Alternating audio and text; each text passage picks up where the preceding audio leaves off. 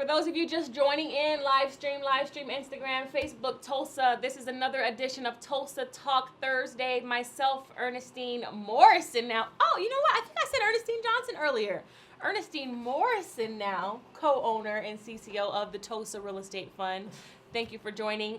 If you have some friends at home, some cousins at home, a mom at home, a daddy at home, tell them to log in now, call in now, because this is information that we don't want to miss. Not only when we get information, we don't want to hoard it and keep it to ourselves. We want to share the wealth, want to share the information. So call a friend, tell a friend, phone a friend, get everybody on the line. Tonight's going to be extremely, extremely powerful. Take notes. If you are sitting at home, I need you to have a notebook out and soak up this knowledge, share this knowledge.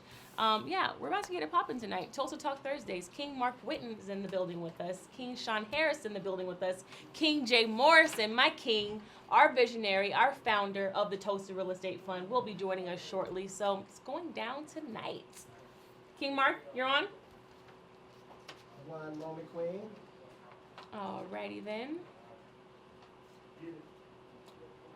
Queen Kennedy, why don't you come join me while we have some time? So I want everybody to meet Queen Kennedy right here. Come over here next to me, young queen. She is a business owner, you guys. She's beautiful. She's chocolate. She's 8 years old. Tell the fine people out there about your business. Hello, my name is Kennedy. My business is K-Lock. We sell baby dolls, lockets, lotions, and lip balms, and baby dolls. Isn't that amazing? She's got it down pat. Her product, the name of her business. I want to hear that again. I need to hear. I couldn't hear you. We need you to project. Hello, my name is Kennedy. A little louder. You got to talk to the camera. They got to hear you all the way out there. Hello, my name is Kennedy. My business is K-Lock. We sell baby Unmuted. dolls.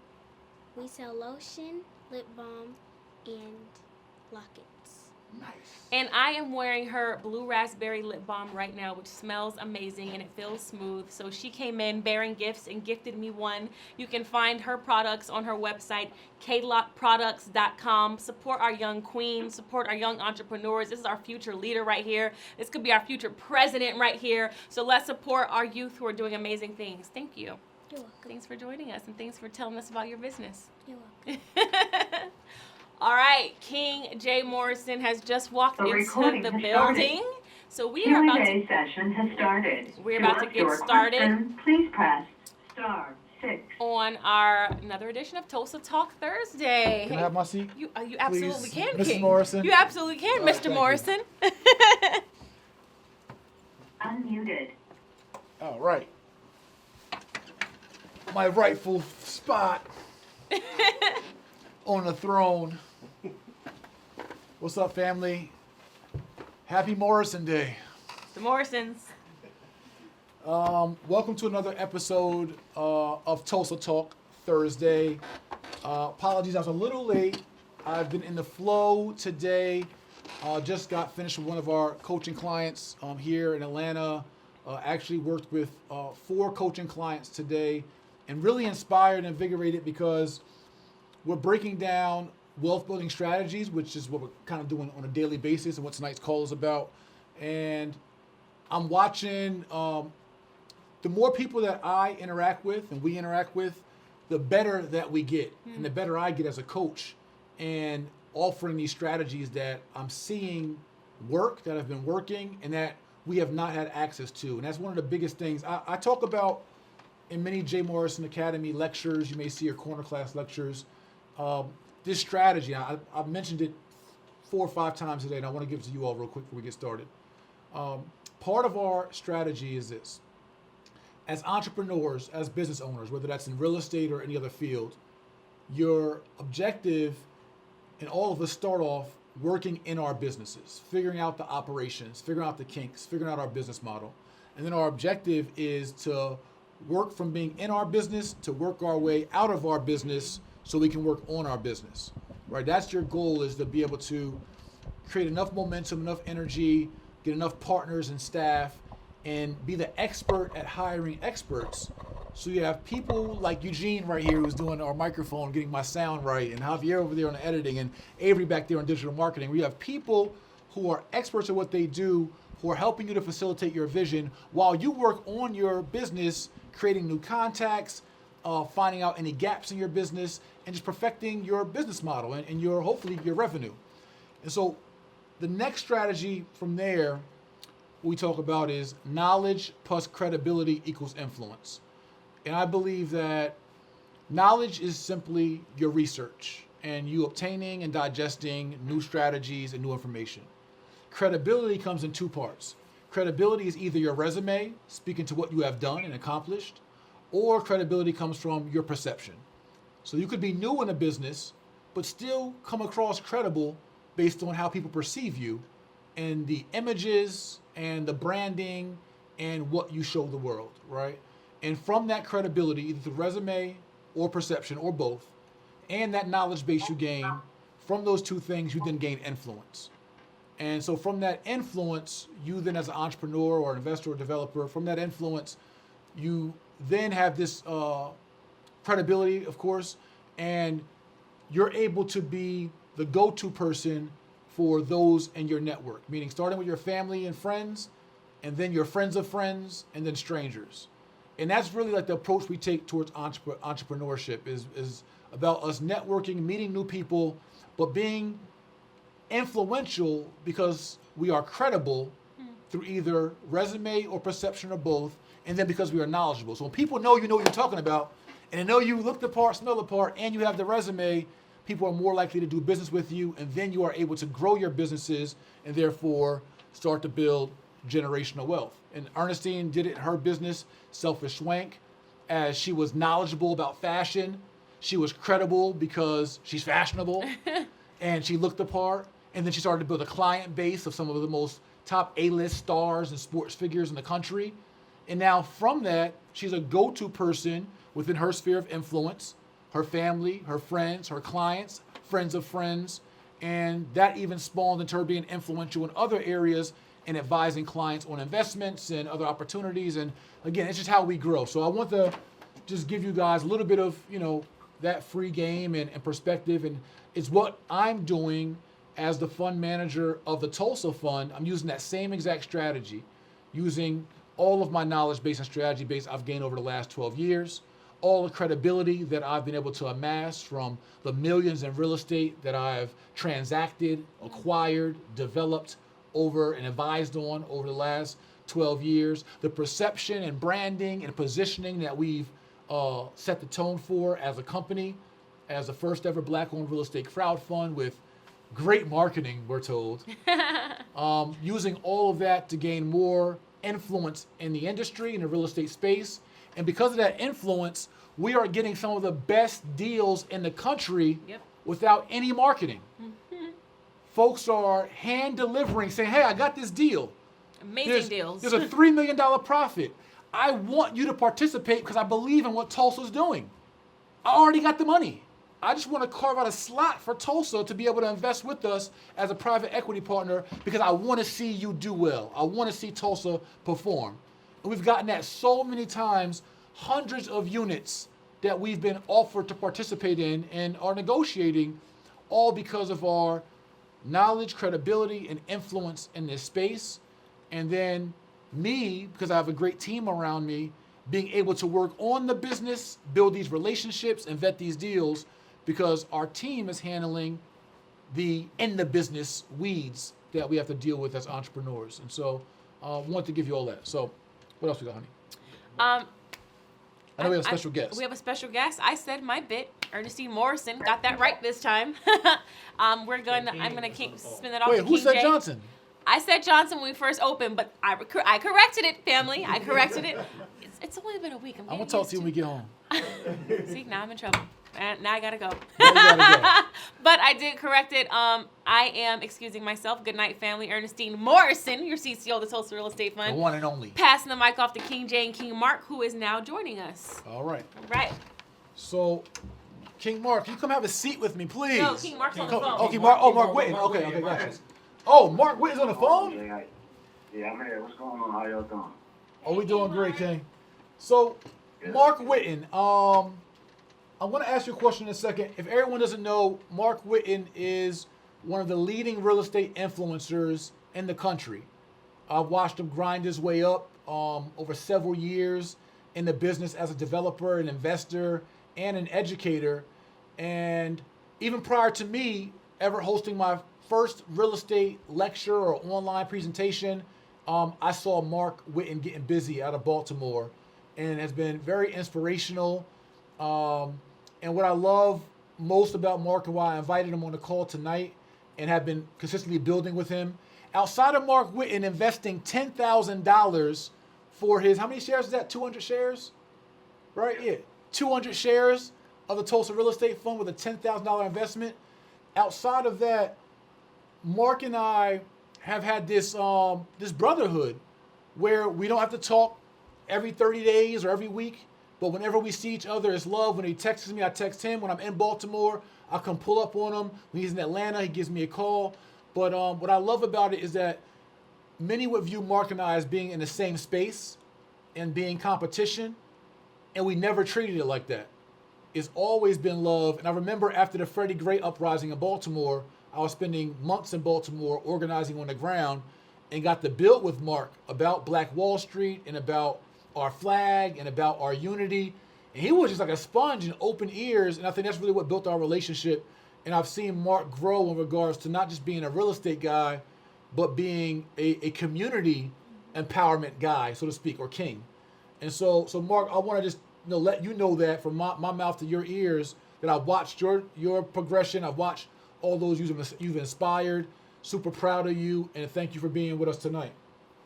Thank you, bro. I appreciate you, man. And same go to you, man. I'm proud of you, man. You inspired me as well. I'm just glad that we're able to, link up, man, as brothers and, as black men, and get out here and really, inspire our people, man. Right. So Mark, I noticed a big shift with you, really being focused. I've seen you use the word community a lot, empowerment a lot. And I watched that big shift, like you made an intentional decision. Like, I'm not going to just be, I'm sure, we all take anyone of any ethnicity and color, we're not segregating or being racist. But I saw you be very intentional about our community and empowering our community. Is there anything that triggered that? Or what was that spark for you that said, you know what, I want to be more intentional about making sure our people get the resources, education, and inspiration they need? Well, I would say it's something that started in me a long time ago, man. Just the way that I grew up, not really having much, just always wanting more. I wasn't poor growing up, but I was poor adjacent, I guess, is what people were saying. You know what I mean? I ain't grew up in the hood or nothing like that. I lived in a decent neighborhood. My family was poor, when we weren't poor, we didn't really have much. I'm saying all that to say that, when I started, seeing some success and, wanted to teach people, I just thought about, how I was growing up and how there's so many other people in our community that grew up just like me or just like you or just like us, And I felt like it's very important that I reach back out to people that are just like me and give them the same opportunity that I had to be successful, to build wealth for myself, build wealth for my family, and more importantly, my son. So that way, he didn't have to, basically grow up like I did, man. And that's pretty much been my motivation. I just feel like, that we, as a people, when I say as a people, I'm talking about, Africans in America. I believe that's what you referred to us as, Jay. Absolutely. Yeah, man. Yeah, we pretty much come from nothing. Nobody gave us anything. When we were released from, slavery. They just let us go. They didn't give us anything. We've been figuring it out ever since, man. And when I discovered this business and I saw what it was doing for my life, I felt like I had to, just reach back and try to bring as many people with me as I can. That you sound like that's us. Like you said, it's our story. Yeah. It's exactly why I've been so passionate about it. Is like, how can we save more people from our village? Like you said, who weren't given anything and weren't expected to be anything. So I definitely appreciate all your efforts, and I look forward to our collaboration this weekend. I think it's going to be super awesome because for sure. We know in this industry there's multiple strategies, there's multiple philosophies, there's multiple systems that can get you the same results. And I love learning from you and seeing what's working in your world and contributing what's working in my and our world. And so we're going to talk about that in a second. But before we do, I want to ask you, I came to Baltimore. I called you after I had my Sharif wings in Baltimore. You know, if y'all are not from Baltimore, ain't been through Baltimore, you got to get Sharif's wings, the rotisserie wings. I'm trying to tell you it's going to change your life. Promise me. Trust your brother. So Yeah, for sure. after my Sharif wings, I called you. I said, Mark, let's link up. I want to talk to you. We came to your estate. Very nice house, by the way. And Thank you, sir. we talked, and we talked about Tulsa. And I was just really planting a seed for Tulsa to let you know, hey, when Tulsa pops, if there's any way I can assist you or invest with you or we could do projects together, I'm with it. I'm down. And, you know, I thought you might support Tulsa and, you know, shout us out and, you know, maybe invest a couple dollars. Then you sent me a text message with a $10,000 investment into the fund. And I want to know and just share for the people what triggered that, or how did you come to that decision that, you know what, I'm really gonna, you know, invest something substantial into the movement, into this fund for our community? Well, I would say there's a few things, man. Number one is, you know, I really want to support you, man, because, you know, I've been seeing what you've been doing since day one, man. It's very inspirational. It's very, how can I put it, just solid, man. It's very, just solid, man. I guess that's the best word I could use for it, man. And I love what you're doing, man. I just wanted to, you know, I wanted to show you, and not just you, but, you know, everybody that follow us, that what you're doing, man, is very, it's very special, man. You know what I mean? And Thank you. I know that I have a lot of people, you know, that follow me, and, you know, people need to see that, you know, not only are we all sticking together, you know, to support you, but to show people, like, look, you know, this is a really good thing that we all should be invested in. You know what I mean? It's like you say all the time. It's not a Jay thing. It's an us thing. You know, we all need to come together. You know, and just get behind things like that, man. Especially something monumental as this.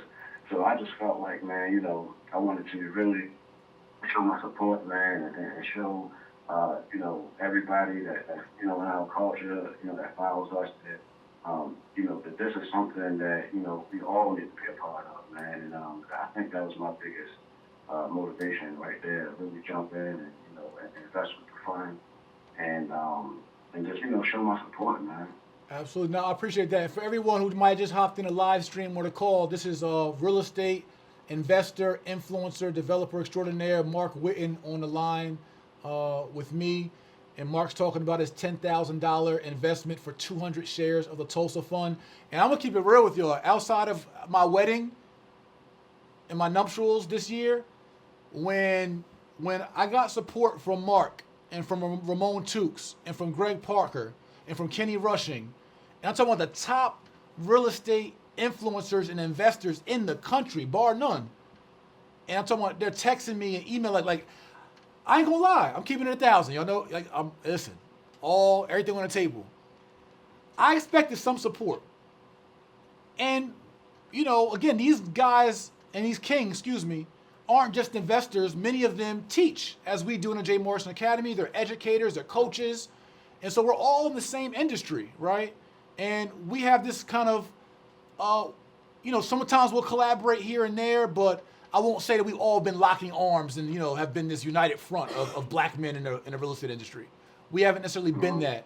And so we launched Tulsa. I didn't know what kind of response to get, but when I got the text messages and the Instagram shout outs and just all the support from everybody who are in this space, it really warmed my heart and was one of the most encouraging days of this year for me, that my brothers, like, especially at a time when so many people who don't even do real estate, don't even own real estate assets, haven't developed millions in real estate as we all have, who aren't in our industry, had so much negative to say about the Tulsa Fund and me as a manager.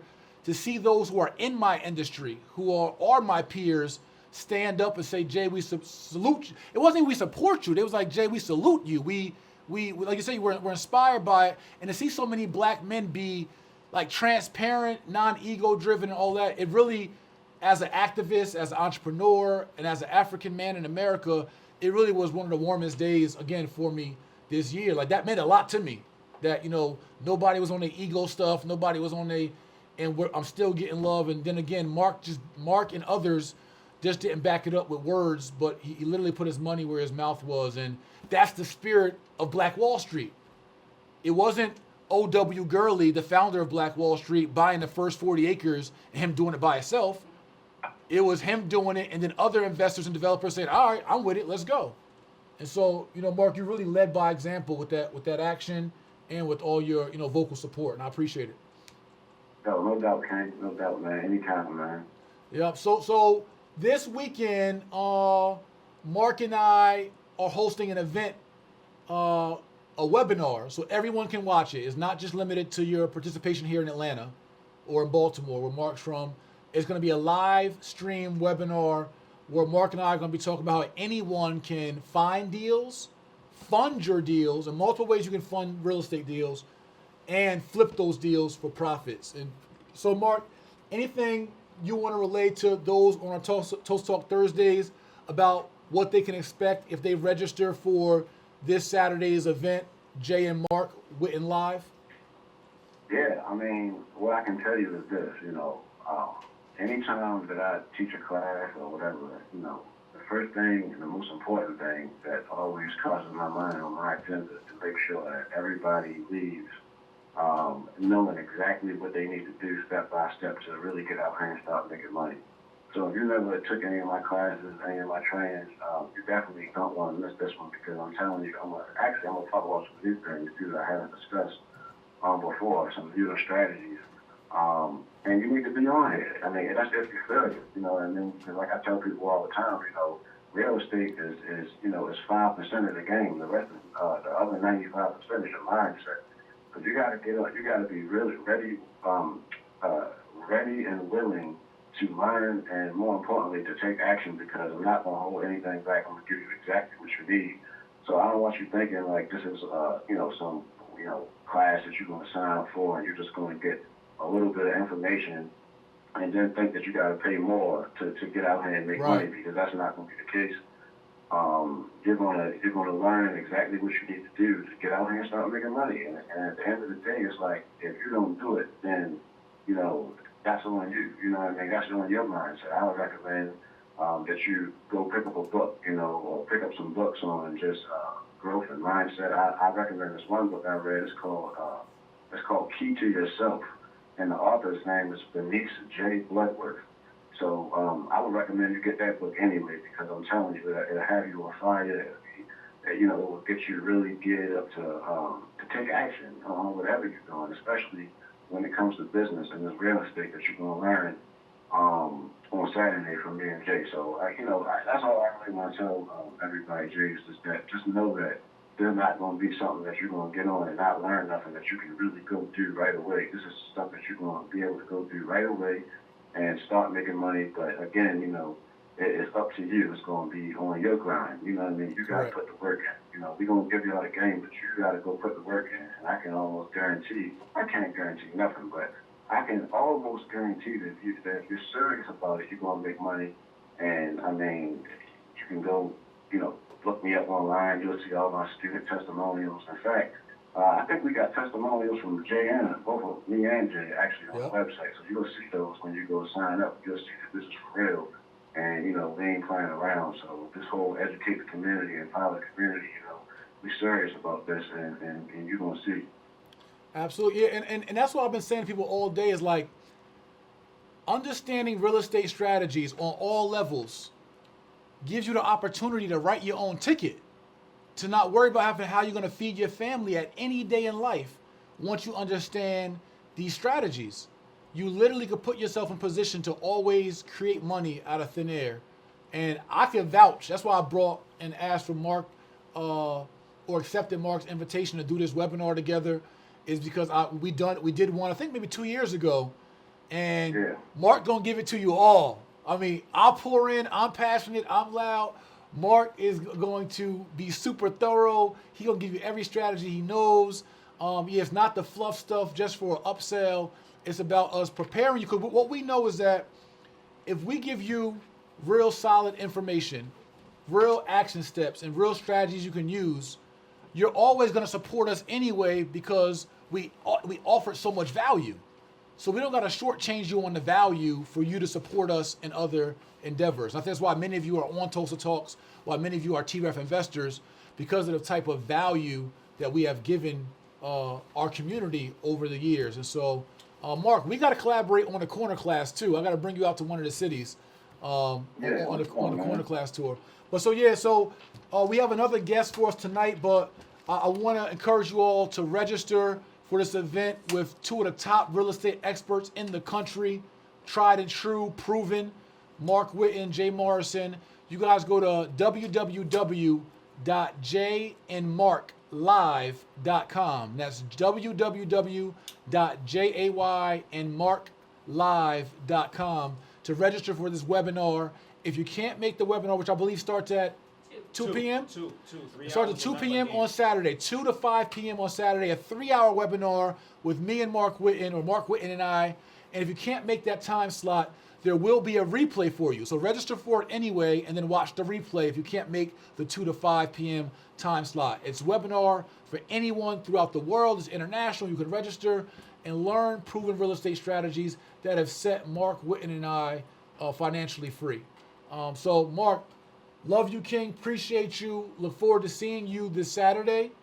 And not only are we friends and fellow influencers, but because of your investment in the Tulsa, we are partners. You're a founder, and we're shareholders together. So this is our first joint venture, and I look forward to us funding as Tulsa, as a fund. I want us to fund one of your projects or multiple of your projects. So let's talk about what projects you got coming up next and how Tulsa can participate in being an equity partner in some of the projects you or your students have in the Maryland area or anywhere in the country. All right, cool, man. I just wanted to say, man, hey, listen, I love you too, King. Love everybody on this phone.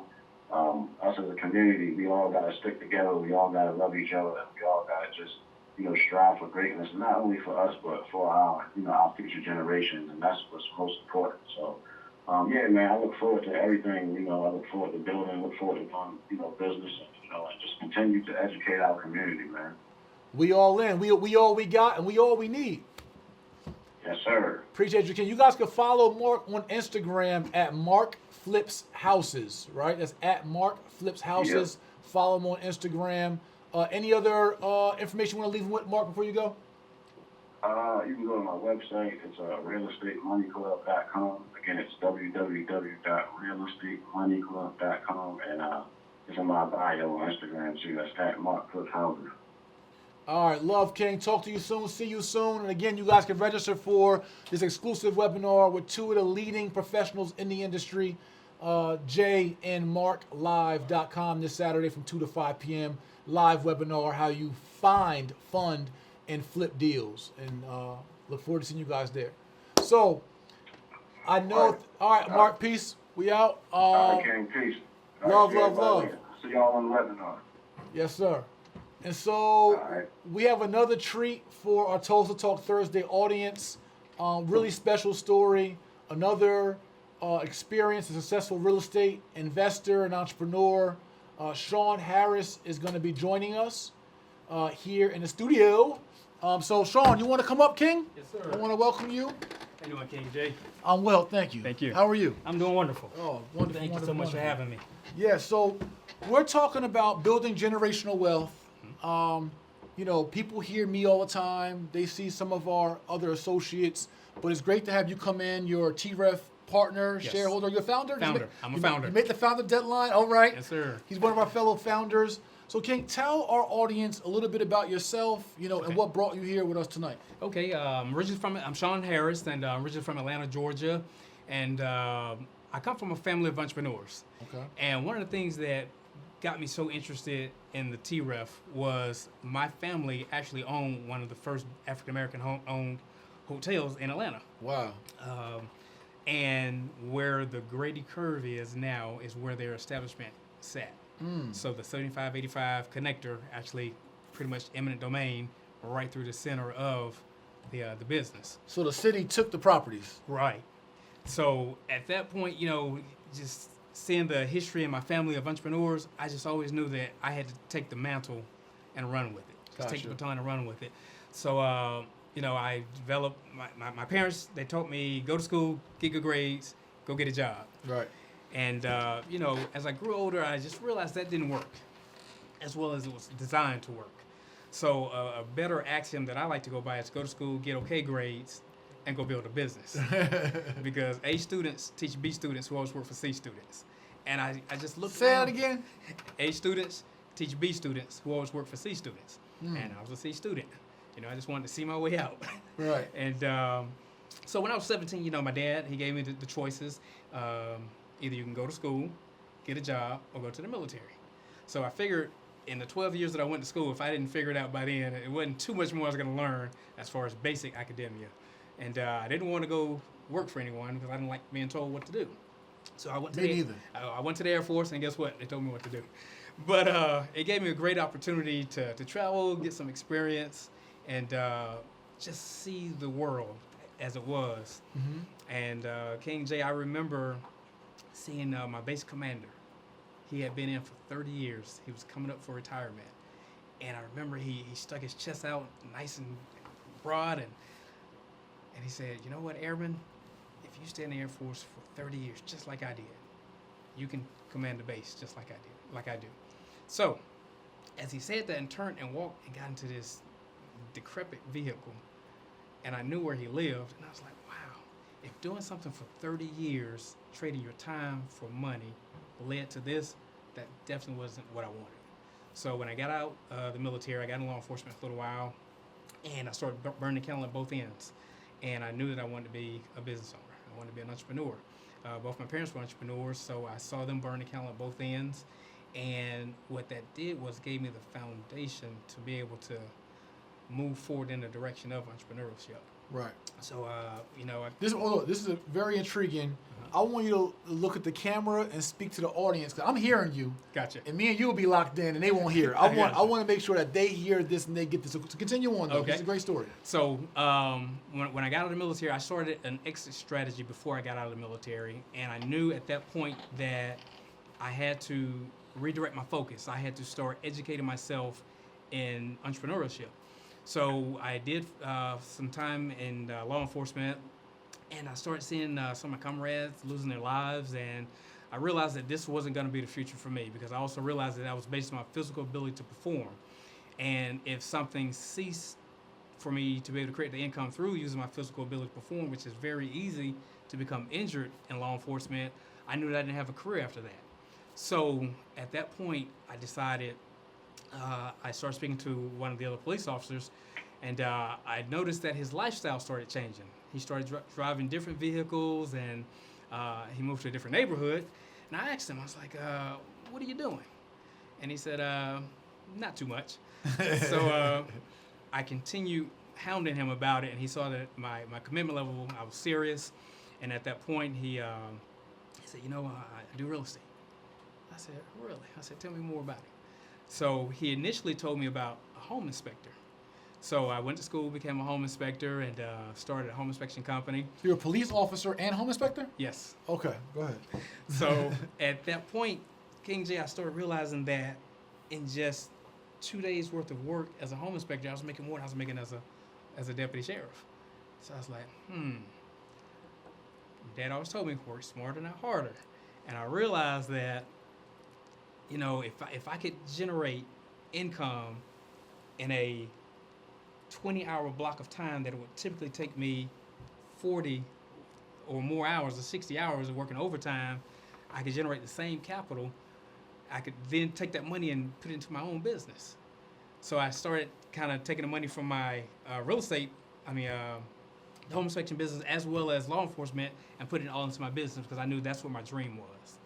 And it came to a point where I saw his lifestyle started changing even more. He became a broker. And I said, okay, I want to learn some more about the real estate side as opposed to just the home inspection side. So when I got into the real estate side, he started teaching me. He said, look, man, at that time the market was booming. And he said, look, you made at least 3% on every sale that you made. So I did the math. I said, okay, $100,000 house, 3%, that's $3,000. Then he said, well, if you list the house and you sell the house, you'll get the full 6%. Mm-hmm. I said, oh yeah, I like this now. Mm-hmm. So I've always been pretty good with numbers. And at that point, I got to the point where I had doubled my income that I was making in law enforcement in less than a year. So at that point, I knew pretty soon I need to burn one end of the candle out. And at the sheriff's department, the sheriff and I were pretty close, and he knew what I was doing in conjunction to working at the sheriff's department. And he said, Mr. Harris, he called me Deputy Harris. He said, if you're still here in the next 6 months, I'm going to fire you. Wow. And he said it in a good way because he told me, he said, look, you're losing money coming in here every day when you can be really making your money and fulfilling your dream out there. So, So I want to know this. uh-huh. What was your psyche at that time, knowing that you were doubling your income in your own business, Mhm. but still going to work and spending time in someone else's business, the government's business? Mhm. What kept you there? At the police station or as a deputy, what kept you in that role, seeing the economic disparity and the risk? Gotcha. At that point, it was still the uncertainty, I guess. You know, I was ready to take my foot off first to steal second, but I didn't take it off. Stop right there. See, this is what I'm talking about. This lesson or this episode of Tulsa Talk Thursday is about building generational wealth. And Mark Whitten hit it on the head. It's 5% real estate or entrepreneurship. It's 95% mindset. Think about this. I'm looking at everybody in the room. Think about this. This man said, I doubled my income in my own business in real estate, doubled what I was making as a deputy sheriff with overtime, but I still was uncertain about the opportunities in my own business and wasn't willing to bet it all on me, but was willing to gamble my life. Because it wasn't like you had you were working at FedEx.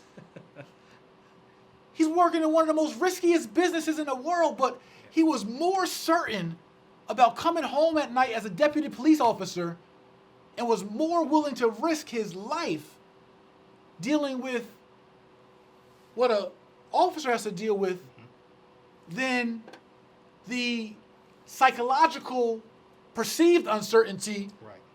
of pouring all those hours. Mindset. His mind at that point in time didn't say, wait, if I'm doubling my income part-time in real estate, doing full-time what I do here, what if I took all these hours from over here and put them into here? To me, and to an entrepreneur mind, that's a no-brainer. Like, I'd quit that day. Right. I don't need two discussions about that. You're right. And I'll tell you, King Jay, what made me fall on the other side of the fence. I was actually taking a trip. I was on my way to Jamaica. Mm-hmm. I was at Atlanta Hartsfield Airport, and the phone rang. I kind of knew that I was going to be leaving pretty soon, so it's kind of like in the military. If you have a leave time, you kind of want to use it before you lose it. And at that point, I said, I got about 2.5 months worth of vacation, so I better start burning some of this time. And I was down to about 45 days in a row that I had took off on vacation. And my commander actually called me while I was sitting at the terminal at Hartsfield International Airport. I was about to board the plane, and he said, Deputy Harris, you must return to work on Monday unless you have express written concern from the sheriff himself, or you'll be terminated. And at that point, I thought about it, only for half a second. And I said, he was a major, I won't say his name right now. I said, Major, I'll deal with you when I get back. And I hung up the phone. And at that point, my mindset shifted. So I'm the boss. I'm the boss. man. And I decided at that point, I want my freedom. I wanted to be able to control my time and my money, and to you know, I was budgeting my time, like you said, on both sides of the fence, and I wanted to put all that time to leverage on my side. And you know what part of it is? We are programmed, as you said, through school to go to school, get good grades, go to college, and go work for somebody. Right. So what's happening is that we have to, and grandmama said it, and mama said it, and so what happens is we have to reprogram ourselves Right. to say, wait, that don't make sense all the time. Nope. It doesn't make sense and we say, oh, well, the job is certain, but what happens when the pink slip comes? Is it certain then? What happened when a near-death experience happens? What happens when the owner of the company has a gambling problem and the company goes bankrupt? or has a drug problem or gets divorced. Right. Is it certain then? So we buy into this make-believe uncertainty because it benefits the government institution and corporate institutions to promote employeeship over entrepreneurship. Because if the American school system promoted that everyone become entrepreneurs, where would the employees be? Right. So this country works off of labor. It's why we're here, because they needed labor. And so they want to promote laborship, employeeship, and not entrepreneurship. So it makes it so hard for us to break out of habits and making decisions that we know don't very well make much sense. Right. Where you almost have to get forced out of your job Yes. in order for you to leave what you were told all your life is what you should be doing. Right. And so tell us about some of your successes or experiences during this entrepreneur journey. Well, subsequently, I started my real estate businesses, and I continued to actually triple that income that I was making at the Sheriff's Department within a year I borrow after some money? that. You sure can. Okay, thank you. With a good interest rate. Okay. So, I just started, it gave me more time, Jay, to be able to be more creative. I was able to read more. And readers are leaders. Your income is always based on your reading habit. And I found that out really quick. So I started expanding into different avenues of business, and I started recognizing once I could leverage my time by creating a business system where it's now making money for me. And I actually reached back and started a contract police service business where I then hired police that I work with. Wow. Where you have a contract, which of course the amount that you're making is here, but I'm only paying them their percentage. Right. You make your override. Right. So with that compounded times multiple officers doing that, you started to duplicate yourself or franchise yourself. Mm-hmm. And at that point, I was able to have a self-sustaining system in place, which allowed me to go start other avenues of creating more income. Absolutely. So, I wanted to shift more so into the real estate portion because that was the meat and potatoes of the income. And we started subsequent companies thereafter, have a commercial cleaning company, publishing company, speaking business and so forth. And that's kind of, I don't want to cut you off. Well, I do want to cut you off, but Okay. not in a bad way. Gotcha. That's part of why I said we work in our business to work our way out of our business Right. so we can work on our business. Exactly. Working on your business is doing your self-development, reading, getting mentorship, getting coaching, going to conferences, doing training. So improving yourself as a visionary, as an entrepreneur, your hiring, your firing practice, your operational practices, working on your bookkeeping, your accounting, your marketing, your branding, your HR, all those things are what your responsibility is, but it's hard to truly focus on those things if you're in the weeds. Right. So your initial goal as an entrepreneur is, hey, how do I get myself out of all this muck? Right. Through systemizing, through operationalizing, and through hiring, so now I can work on it and improve it and then scale it. Right. And that was one thing I saw too. Like you said, in the beginning, you wear all the hats. I'm the janitor, the principal, the Everything. I do Accountant, everything. yeah. And like you said, you actually work more when you're working for yourself. But like you said, you want to work your way out of that. So a litmus test I always ask people, and this will determine what type of time I'll spend with them, is I'll ask them, would you rather make $80,000 a year for yourself or $100,000 working for a company? And if they go for I'll take the $100,000, your mindset's not right. You all messed up. You have to be able to focus on what you're making for yourself, realizing that you're going to probably work 12, 14, 16 hours a day as opposed to the 8-hour shift that you would have worked at the job. But so many people focus on the comfort. It's comfortable to go to work Monday through Friday. I know I'm going to get a paycheck next Friday. I have guaranteed vacation days. But as an entrepreneur, you don't have that luxury. Correct. In the beginning stages, when you travel, if you're not systematized, you're not making money. You may have the money to go travel. You have the money to go travel for 2 weeks. But everything stops. Everything stops. And that made me also realize that that's what I call the X out factor. Okay. If you're X out of the equation, what happens to your family financially? So that's why I put business systems in place where that money can keep going, becomes residual, and more importantly, you own it, you control it, and you can pass it Yep. through the kids. Absolutely. And that's what's always been important to me, as family, my kids, and to be able to, they're looking at you. They're looking at you. You're an example. Dad, are you staying in the bed at 10 o'clock in the morning? Are you staying there to the crack of noon? You got to get up and you got to work. Right. But working your own business. Absolutely. And that's what I put into my kids, and they started their own companies. They're both LLC companies, and we teach them financial literacy, and all these kids, they know all the words to every song, every challenge, and it's like, can we teach them a financial challenge? Can we teach our kids how to create an extra $50 this month if they're 9 or 10 years old? It's doable. Yep. When I was 7 years old, I was pushing a lawnmower the old-fashioned way. Push that lawnmower up and down the street and get paid. And as a kid, I was making like $12 a week. That was a lot of money back then in the 80s. I was rich. So I thought to a kid. But I also reinvested that money back. When parts on my lawnmower would break, we had a lawnmower guy down the street. I would actually go take $2 or $3 and go get a new wheel put on. Get a new pull string for your lawnmower, because if your lawnmower is out of business, you're out of business. So those are some of the dynamics of being a business owner, just to have the mindset right. And, I think so often people get to the point where they realize, man, this thing is hard. Yep. I was working 40 hours a week at my job, but now I'm working 60 or 80 hours. I want to go back to the job. And this is where mindset comes into place. Entrepreneurship is hard. Mm-hmm. There are many days, even today I think I said it, where I'm looking at my workload, I'm looking at being pulled in so many directions, I'm looking at my calendar, and I'm like, what did I sign up for? I literally asked myself, and what I realized is I signed up for the challenge Mm-hmm.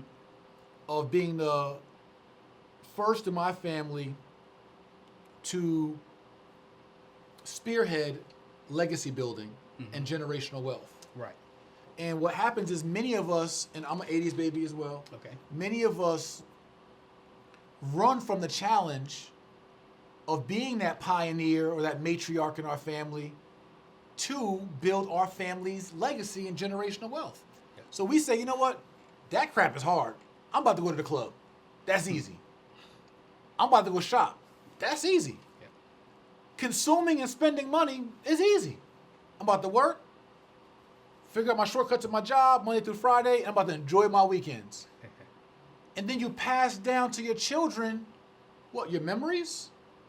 Right. Your Gucci bags? Your old red bottom shoes? So we have to, because especially in our community, a lot of our wealth was stripped. Not just from our homeland, but even here as we start to build it. In Black Wall Street, that wealth was stripped. When O.W. Gurley in the early 1900s purchased the first 40 acres of land in Tulsa Town, which wasn't even called Tulsa, Oklahoma, it's called Tulsa Town.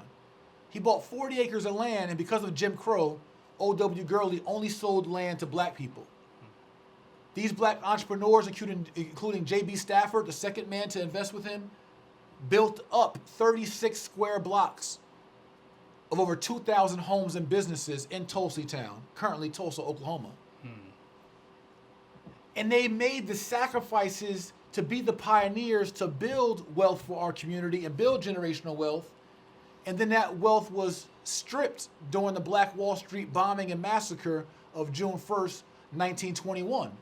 So stripped that the corrupt individuals of Tulsa, Oklahoma and government, they categorized the Black Wall Street bombing and massacre as the Black Wall Street race riots, because if you categorize it as a riot, insurance companies did not have to pay insurance claims on all the burned down buildings.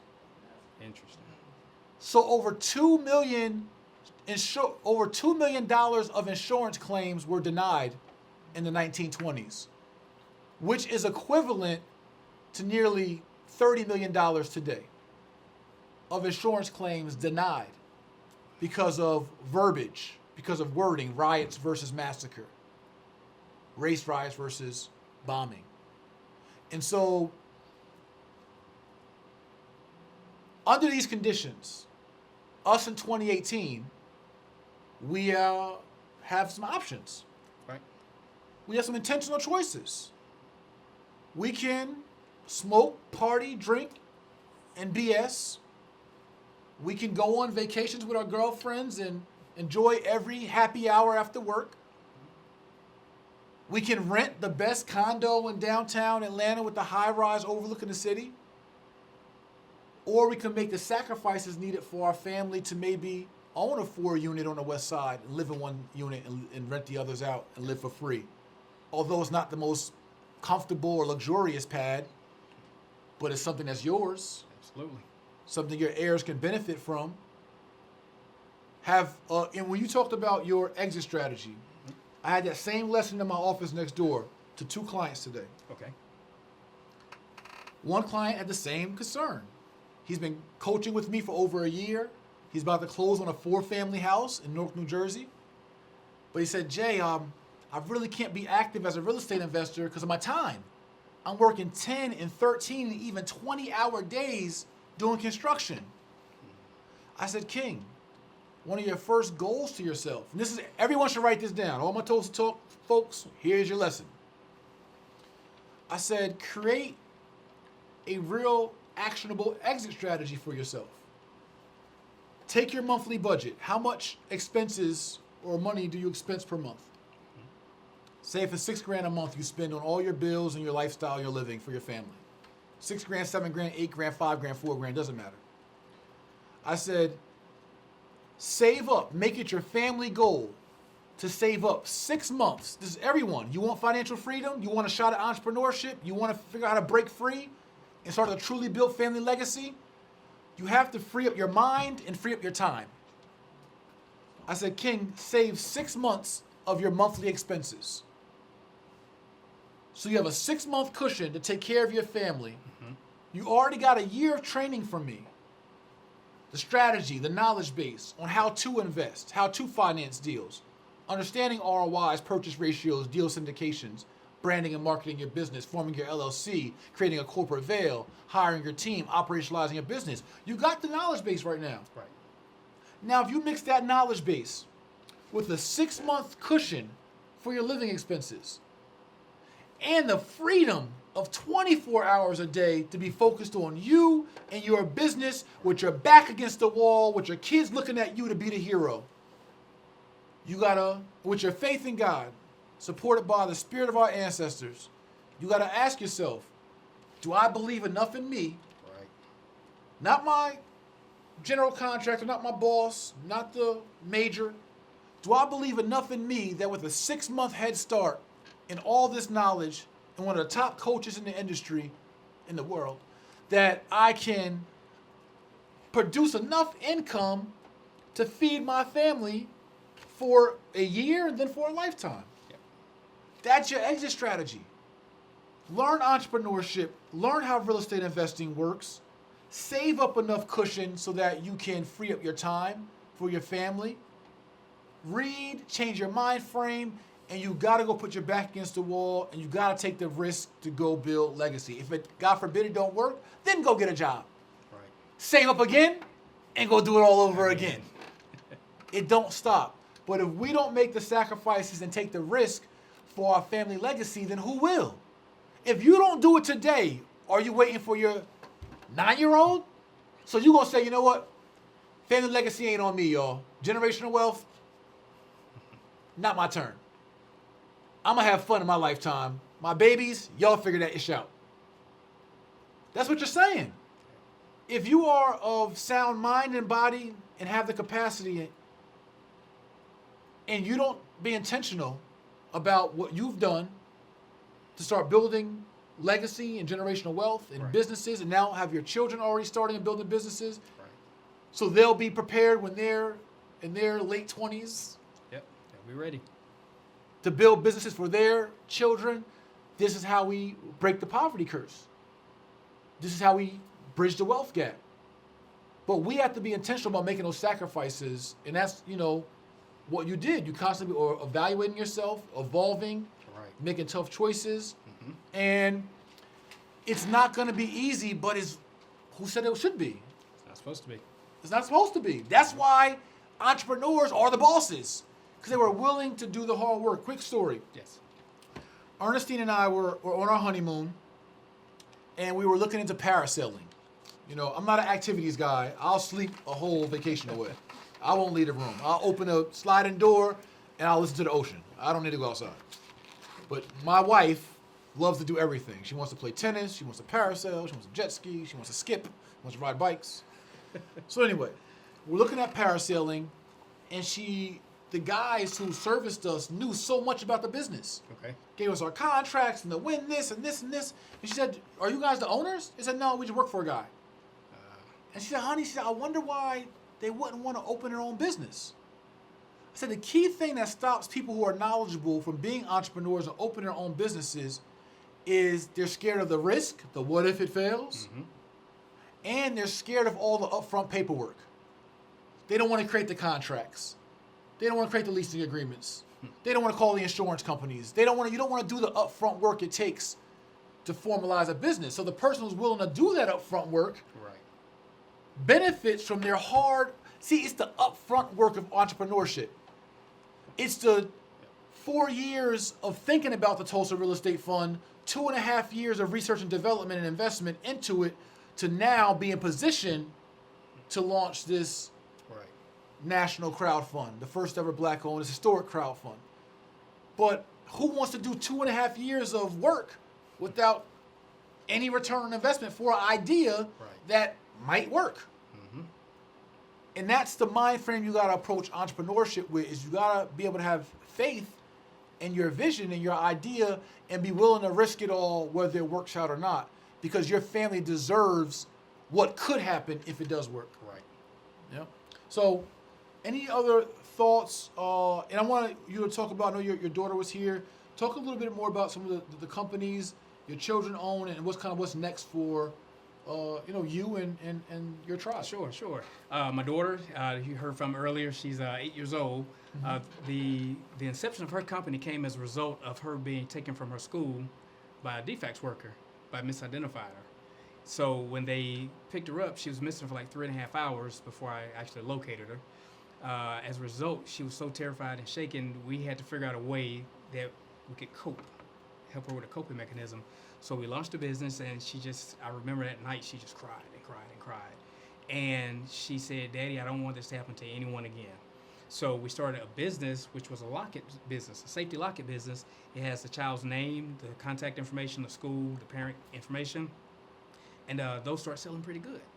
And she see how we run businesses as a household. So she saw that money is a good thing. And remember, she made her first little piece of cash, and she said, "Daddy, can I make it rain one time?" So I said, "Make it rain one time, and then collect it, and we're going to the bank." And her company then segued into an apparel line where she has boy and girl clothing, her lip balm, body creams, and most importantly, she always wanted baby dolls that looked like her, something that reflected kings and queens that we are. So she has her own signature line of baby dolls. She has 5 now in the collection. And they have natural hair. They have features that look. Where's my daughter like at? Where is London J? Your wife took her. She needs to be in here. Go ahead. I'm sorry. So she started that company, and now she's speaking, doing big events. My 7-year-old son, his name is Caden. He would always come in the room and say, "Daddy, did you know?" And some things he would ask me, like simple stuff. I was like, "Yeah, of course I knew that." But then one day he came in the room and he said, "Daddy, do you know what hydrochloro something is?" And I was like, "Yeah, but you tell me though, what is it?" And he said, "Well, it's an absorbent material that's used in products like diapers." So I was like, pretty good. So I grabbed my phone, I Googled it real quick, and I was like, wow, he's right. So every day he would come in the room and he would say, "Daddy, did you know?" So I said, "You know what, you need to start a tutorial." So he started a YouTube channel of just information, tidbits. He's real good in STEM programs. So he would do a lot of tutorials on engineering and electrical stuff. And just the knowledge that he knew. He actually tapped into the school system computer. And he told me he don't know how he did it. I don't know how he did it, but somehow he did it, and I don't ask any more questions. So I'll probably get a knock at the door one day. But he started segueing, and he actually likes to read my business books. So he started learning things about finances. So he created his own financial, with the help of his mom and I, my wife and I, we started financial flashcard series. So the first one he did was on banking. It had terms like dividends, return on investment, collateral, just different things like that, to where he started learning about finances. And he just recently launched his second card series, which are on real estate. So he's going into the real estate terms. I mean, these are terms that when you're taking your real estate exam, you should know every last one of them. And he has been in events as well with his sister, and a lot of times the adults come to him and say, well, these are financial cards, but they're probably for kids. So he'll challenge them, and he'll say, well, sir or ma'am, if you can tell me, if I pull 10 random cards and if you can't give me the definition of all of them in a reasonable response, you have to buy my cards. And oftentimes the adults have to buy the cards. So that's his business. He actually just launched a TV deal with a lending company where they actually use his cards, and he had to come up with a new set of cards, which are the do's and the don'ts before buying real estate. So those are going to be exclusive to that lending company. Here we go. And, here's Can we do a joint venture, some Tulsa cards here? those are the real estate cards. Those are his newest ones. Okay. And Can we open this? sure, All right. sure. Let's see. Let's do some Daddy Did You Know financial cards. Let's see what we got. Eugene, you're my guinea pig. All right. This one's too hard. I ain't gonna give you that one. I ain't gonna set you up like that. Let's see. All right, here we go. What is the borrower? What's the technical name of a borrower in a mortgage agreement? The borrower in a mortgage agreement would be the lendee, lender, the borrower, mortgage holder, Close. the borrower, the one who has the money or who needs the money. I don't know. Mortgagor. Mortgagor, okay. Yeah, so I want to explain this to our audience And to me, thank you, Kenny. and to you. All right, here's how I learned it, and I want to teach you all. I actually do know a few things, despite what they say online. The mortgagor, right? So whenever you have a lender or lendee or mortgagee, this is how I learned it. In a mortgage is not the payment to the bank. That's a payment. A mortgage is actually the contract with the bank, right? So that's why it says a mortgage agreement, a contract. So whoever is giving the contract is the give-or, right? Which is why it's a mortgagor. You as the borrower, you give the contract, you give the bank the contract, which says, hey, I agree to take this money from you, and if I don't pay you back, you can take my house, right? So the borrower is the mortgagor because you're the give-or of this contract. And the bank is the mortgagee, right? So think receive. So the bank is the mortgagee because it receives the contract. So whenever you see a mortgagee or mortgagor, it's the or is the giver and the E is the receive or recipient party. Got it. So that was it. All right. Let's see if we're going to do one more. King Avery. All right, here we go. An account set up by your lender in order to pay your homeowner insurance and property taxes. Don't try to read through it either. All right. An account set up by your lender. Live stream, y'all can help him. He's on my live stream. Y'all can help him. An account set up by your lender in order to pay your homeowner insurance and property taxes. It's not an escrow account, is it? Ding, ding, ding, ding, ding. Ooh, ooh, ooh, ooh, ooh. It's an escrow account. All right. We're going to work out some deals with these cards. We're going to figure out something. I got some ideas. So, these are great. Daddy, Did You Know cards. Between Tulsa and JMA, I already told you that. We're gonna work out a deal because we obviously believe in financial literacy and empowerment, and this is the missing sauce to us building generational wealth. If we were more comfortable in wealth strategies, wealth terms, financial terms, we wouldn't be so fearful Right. and stepping out there and, Take our foot off. taking advantage of some of these opportunities. So, fabulous idea. I have 3 ideas actually specifically where we can actually partner and help you guys to build that. Maybe, who knows. Sounds good. I'm an entrepreneur. Sounds good. But any last thoughts you want to tell them where they can find you, your children, your businesses, our audience tonight? Yes, my Instagram is Sean J. Harris 1. My website is seanjharris.com. My daughter's business is klockproducts.com. That's KLOCK products.com. And my son's website is daddydidyouknow.com. And same thing on YouTube. And just one thing in closing, I always want to recommend to people is just don't be afraid. Take some of this money that we're spending on expensive shoes that's not giving us return on investment and invest that. A nice pair of tennis shoes, the most popular tennis shoes that most people get, you guys know what I'm talking about. Take that same money and start an LLC. Start a business. Start an LLC for your kids at any age, but don't go past 12 years old without having an LLC. Establish your good credit. Establish good business credit. You got good business credit, your personal credit will come along with that. Then put your kids on the credit as authorized users. Don't give them the card, but put them on as authorized user to get them in a position where they are now establishing credit. So when they're 16 or 18 years old, they now have choices. If you ask my son right now, he's 7 years old. Caden, what's your goal before you turn 20? Nice and loud. It's to own a multi-family unit. That's his goal before he turns 20. So again, instead of handing our kids keys to a car at 16 or 18 years old as a birthday gift, why not hand them a keys to a property? Right. Even if it's just a single family unit, a multi-family unit. Well, let's give them something that they can have as an income producing asset. You know, instead of getting the car. See, here's one thing too. A lot of times people want to go out and just go get a car. But a better option is to get an A income rental producing property asset. and let There that you go. property pay for the car.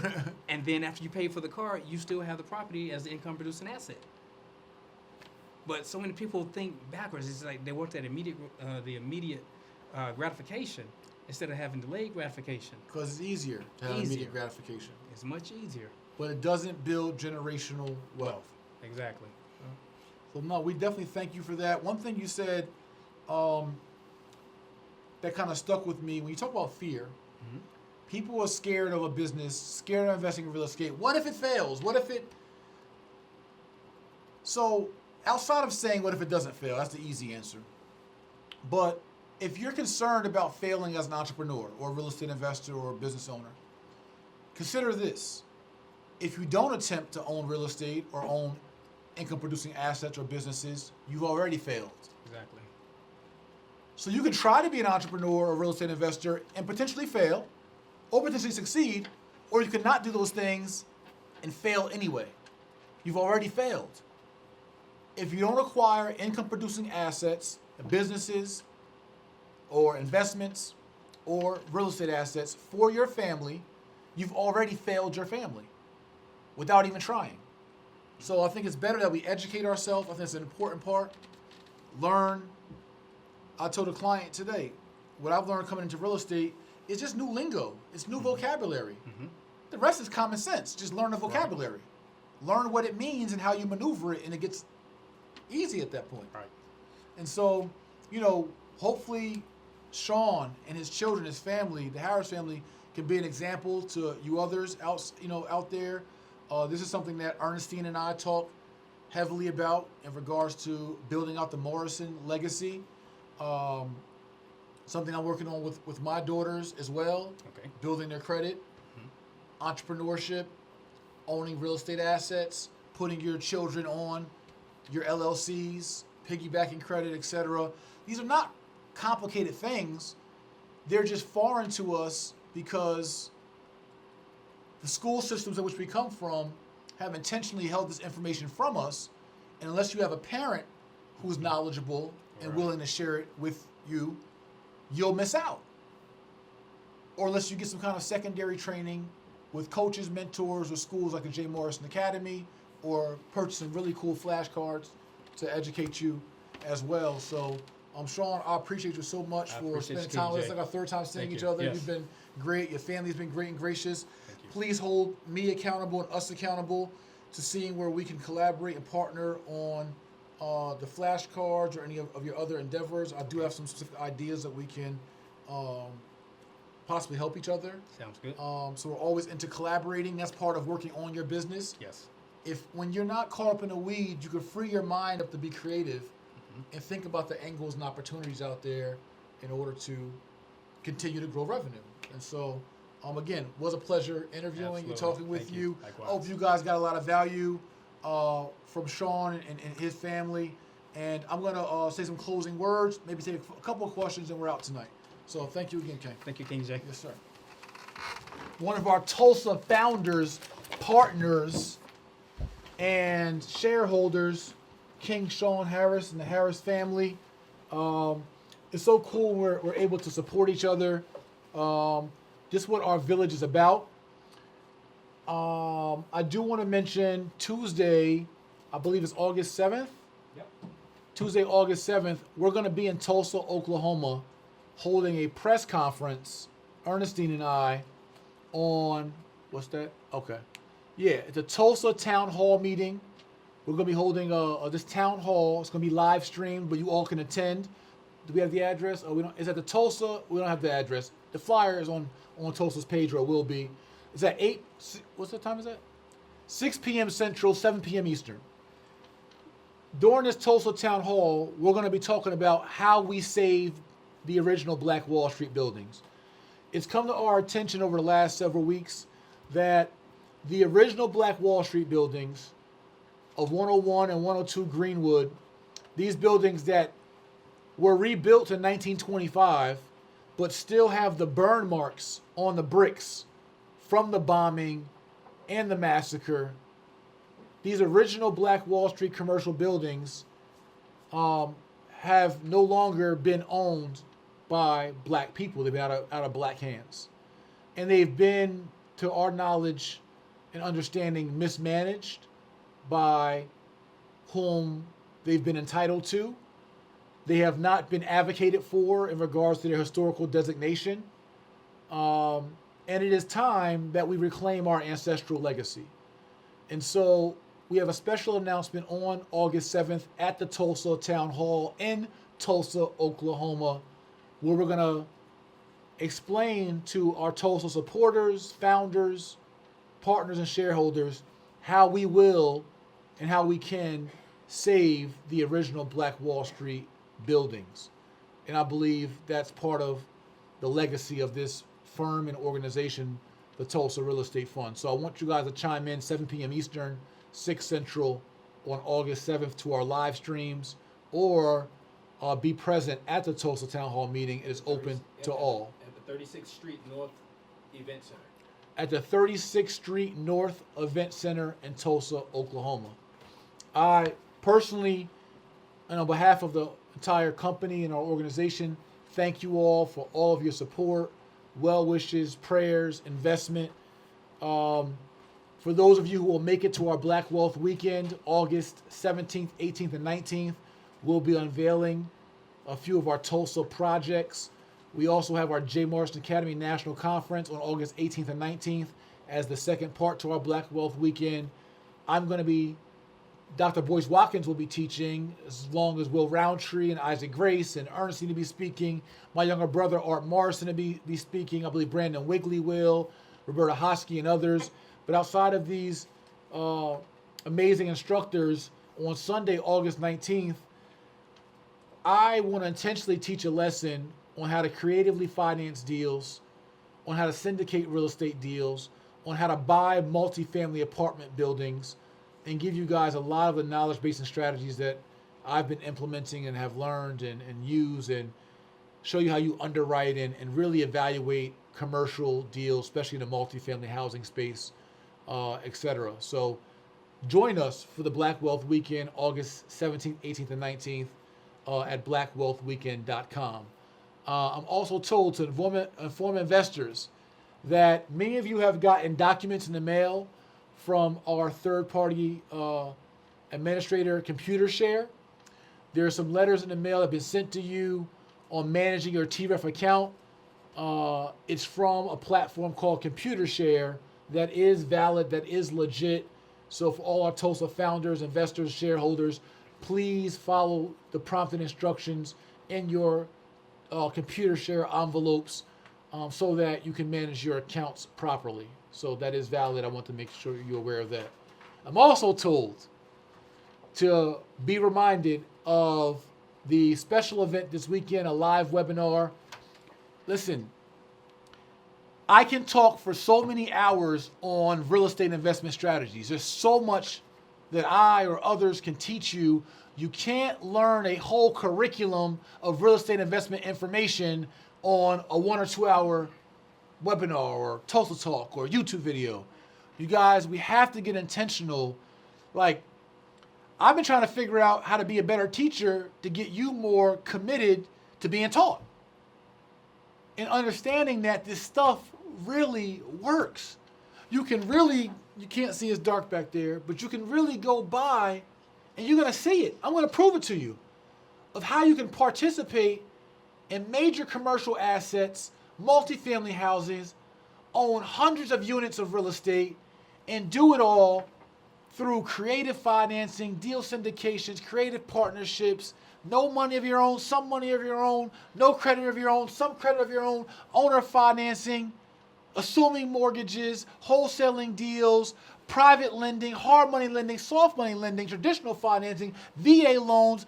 There's so many strategies and angles for you to be able to acquire these income producing assets, but you gotta equip yourself with the knowledge base. It's not like, it's no different than any career. You could be a bomb culinary chef and learn how to cook soul food, Italian food, Korean food, sushi, but you must learn the utensils you need, the spices you need, the temperatures you need, the type of skillets you need, the tools and resources you need to be a well-rounded chef. It's no different than in the entrepreneur or real estate investment space. So this Saturday from 2 to 5 p.m., you guys have an amazing opportunity to join the live webinar with myself and Mark Whitten. If you can't make it from 2 to 5 p.m., register anyway and watch the replay of this live stream webinar. Again, 3 hours of concentrated strategy and actionable items of how you can find, fund, and flip real estate deals. No games, no gimmicks, no fluff. To register for this webinar, go to jayandmarklive.com. That's Jay, jayandmarklive.com to register for this webinar. It's going to be awesome and jam-packed. I feel like I gave you guys the financial freedom kind of exit strategy. Again, I'm just super encouraged because every day, myself and the team, we're looking at literally dozens of deals and opportunities for the Tulsa Fund. We are underwriting these deals. We're looking at all types of investment opportunities from affordable housing opportunities to multifamily housing opportunities, community redevelopment, private equity lending to minority investors, and a host of other opportunities. And through that, it's reminding me of why I love the industry. It's reminding me about what I do best in understanding financing and deal evaluation. And I just want to share so much of that with you and equip you all to be able to build your own family legacies using these same tools, tips, strategies, and information that I've been able to obtain over the last 12 going on 13 years. Let's take 3 questions, and we're going to head out of here. Is there any? I think tonight everybody's been in lesson mode, man. All right, no questions, we done. All right. Again, every Thursday, Tulsa Talk Thursdays. I need you all to tune in for the special announcement on Tuesday, August 7th through live stream, or be present in Tulsa, Oklahoma. For those of you who want to continue to get educated, go to jayandmarklive.com. If you cannot afford to register for a class or any of our tuitions, we do have a free wealth creators community at jaymorrisonacademy.com. Join the free wealth creators community. There's tons of lectures, tutorials, and resources. In order for us to bridge this wealth gap, we got to be financially prepared and educated. I hope that I and others have been an example. Sean Harris was excellent tonight. He went from the military to being a police officer, deputy, and now to a serial entrepreneur and real estate investor who is spearheading his family legacy. And your family deserves it, quite honestly. Look at your children, or if you don't have children, look at your siblings. You don't have siblings, look at your mom, aunts, cousins, uncles, or children to be, and understand that they deserve to have an easier route than what you have. But that route won't get any easier if you don't do the hard work now and make the sacrifices now. And so that's what it's all about.